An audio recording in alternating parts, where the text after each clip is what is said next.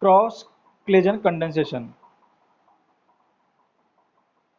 Claisen condensation where you are having one ionizable ester or ionizable ketone and one non-ionizable ester.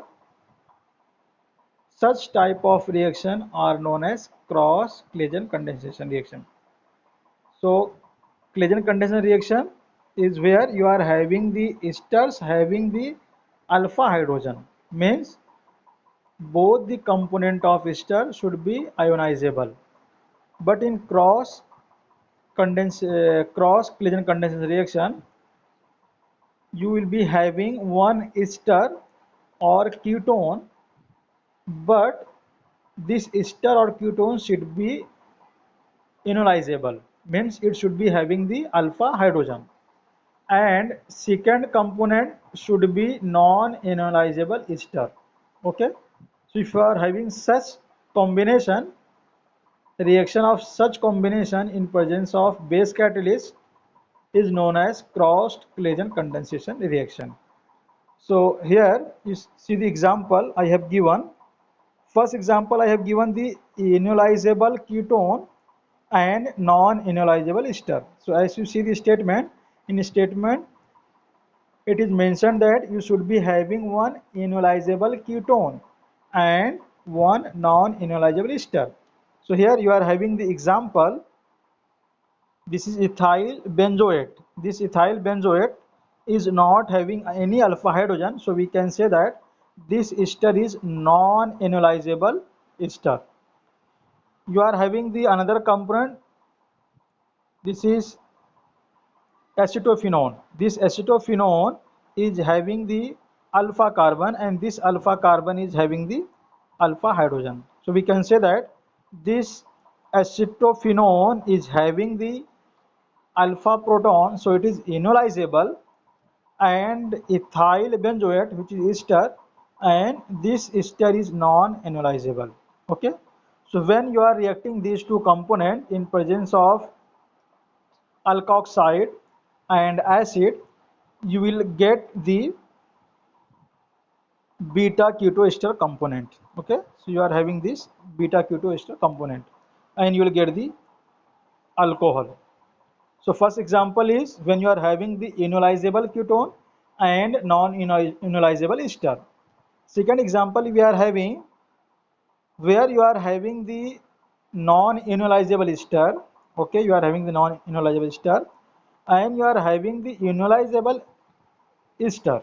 Okay, so if you again see the statement for the cross Claisen condensation, it is a reaction where you are having the ionizable ester or ionizable ketone. So first example that we have covered is ionizable ketone.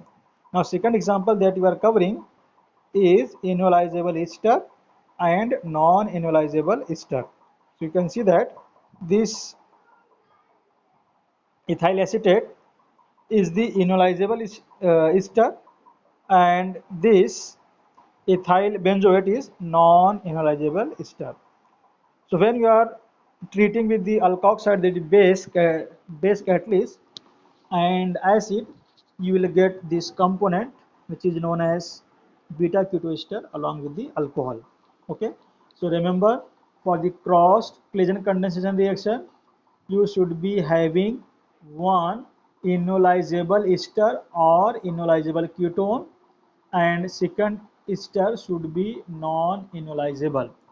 Such combination will give the cross Claisen condensation reaction. So as you are having two types of cross Claisen condensation reaction, so similarly we are having the two mechanism. So here I have given the mechanism for the first type of cross Claisen condensation reaction where you are having the ionizable ketone and you are having the non-ionizable ester. Okay, so you can see that you are having the ionizable ketone. So this ionizable ketone is having the alpha hydrogen that will be abstracted by the alkoxide ion and you will get this carbon ion, and you are having this non-ionizable ester Now again you are having the carbonyl group. So carbonyl group having the oxygen, which is electronegative element, it will pull the electron towards itself. So oxygen of carbonyl will be having the negative charge and carbon of carbonyl group will be having the positive charge. So whatever carbon ion we have formed from the carbonyl compound, that is ionizable ketone, that will react with the positive charge carbonyl carbon, and you will get this oxygen ion compound. Now this oxygen ion compound will uh, lose the alkoxide ion because it is better leaving group, and you will get this structure. Now in this structure you can see here again you are having the alpha hydrogen. So that alpha hydrogen will be again taken by the alkoxide ion, and you will get this carbon ion structure, and this carbon ion structure will take proton from acid, and you will get this beta keto ester compound. Okay, so this is the mechanism for the ionizable ketone and non-ionizable ester. Now you are having the second type, ionizable ester and non-ionizable ester. So here you can see that structure, you are having the ester which is having the alpha hydrogen, so it is ionizable. You have added the alkoxide ion, it will abstract the proton, and you will get this carbon ion. Now you are having the another ester. This ester is non-ionizable. Now this ester is having the ketone functional group, so it will be having the partial negative charge and partial positive charge because of the electronegativity.